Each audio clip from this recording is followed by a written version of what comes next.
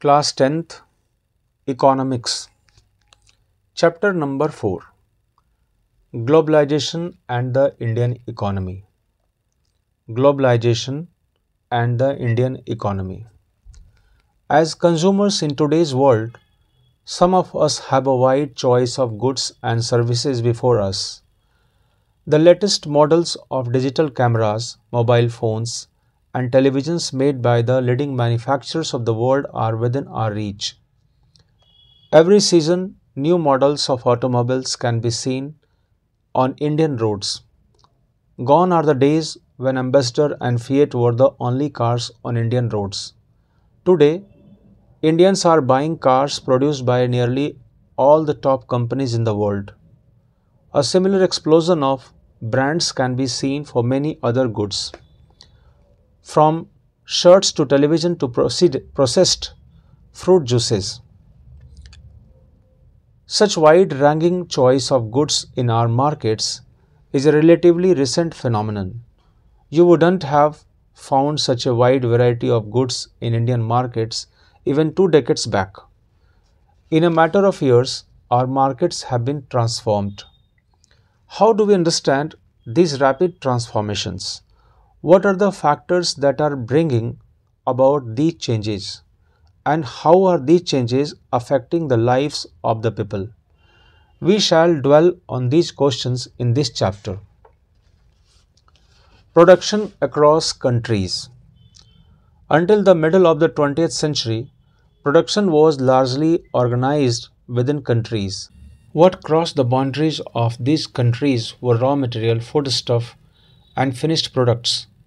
Colonies such as India exported raw materials and foodstuff and imported finished goods. Trade was the main channel connecting distant countries.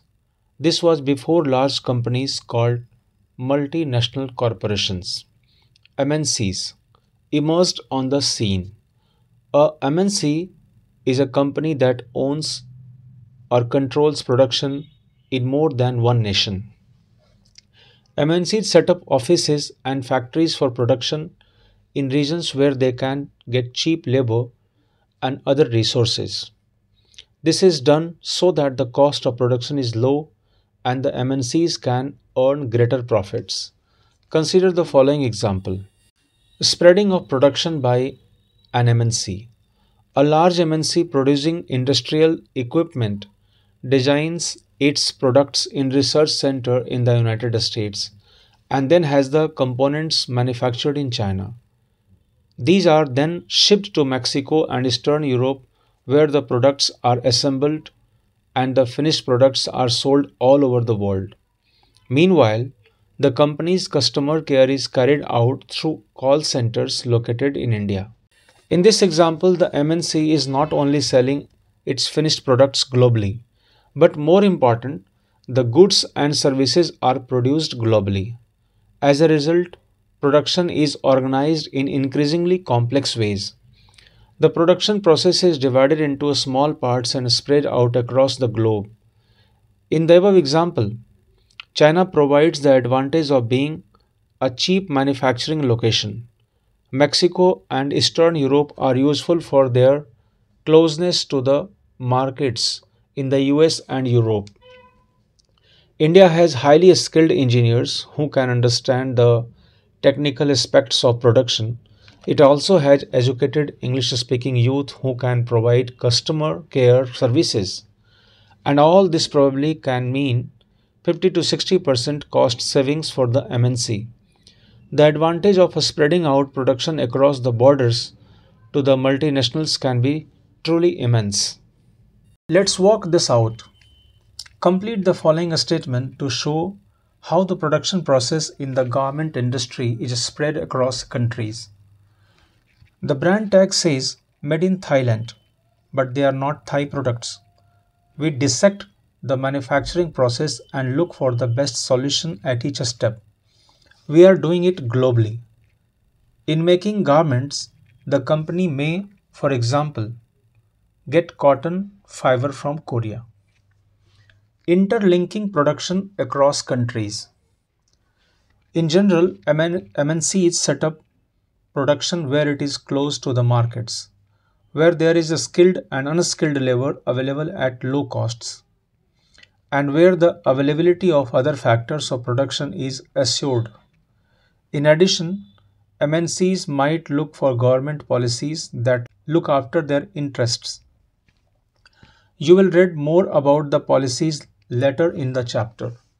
Having assured themselves of these conditions, MNCs set up factories and offices for production. The money that is spent to buy assets such as land, building, machines, and other equipment is called investment. Investment made by MNCs is called foreign investment.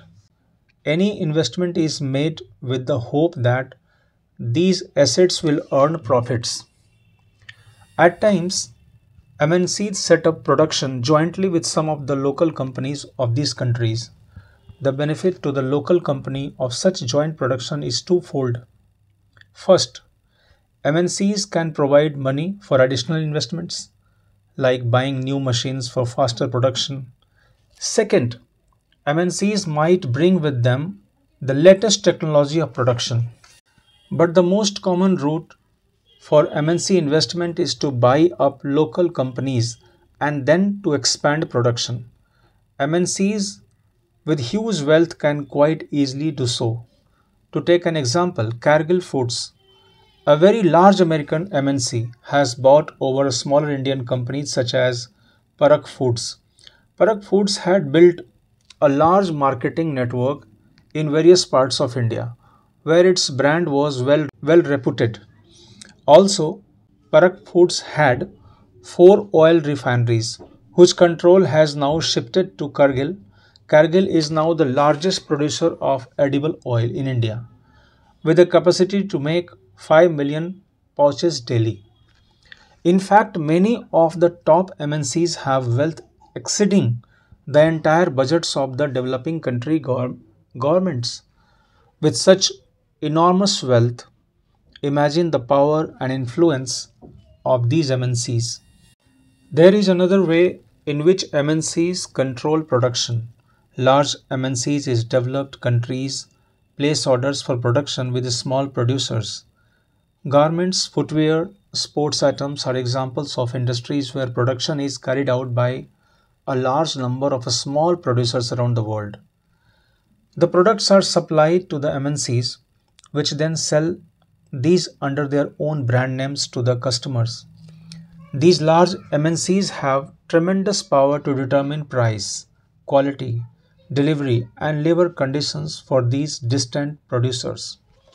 Thus, we see that there are a variety of ways in which the MNCs are spreading their production and interacting with local producers in various countries across the globe.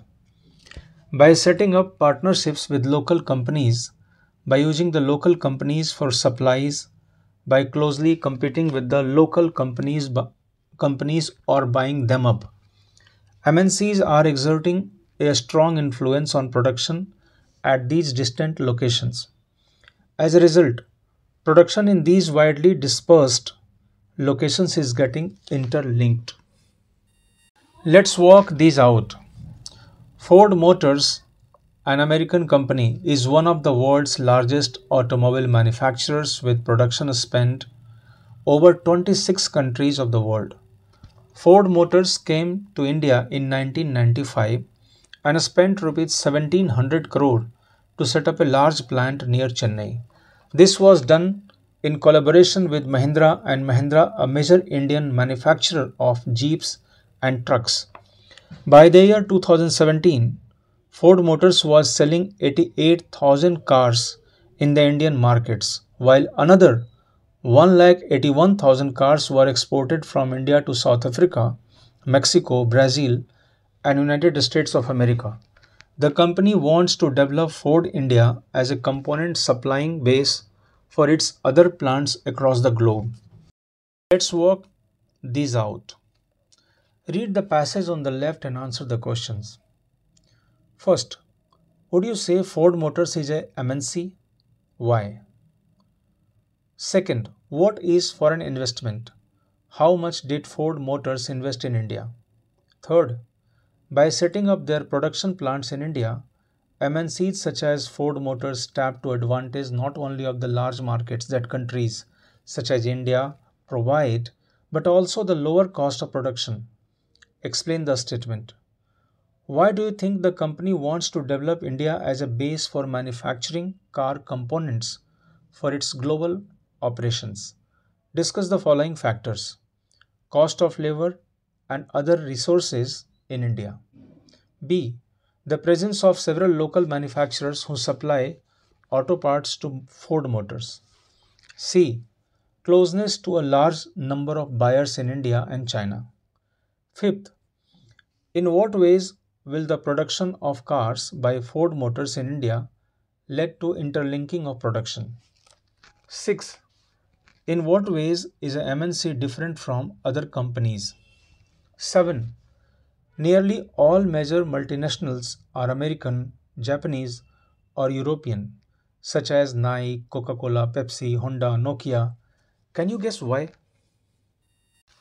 Foreign trade and integration of markets. For a long time, foreign trade has been the main channel connecting countries. In history, you would have read about the trade routes connecting India and South Asia to markets both in the east and west, and the extensive trade that took place along these routes. Also, you would remember that it was trading interest which attracted various trading companies such as the East India Company to India. What then is the basic function of foreign trade? To put it simply, foreign trade creates an opportunity for the producers to reach beyond the domestic markets, that is, markets of their own countries. Producers can sell their produce not only in markets located within the country but can also compete in markets located in other countries of the world. Similarly, for the buyers, import of goods produced in another country is one way of expanding the choice of goods beyond what is domestically produced. In general, with the opening of trade, goods travel from one market to another. Choice of goods in the markets rises. Prices of similar goods in the two markets tend to become equal. And producers in the two countries now closely compete against each other even though they are separated by thousands of miles. Foreign trade thus results in connecting the markets or integration of markets in different countries.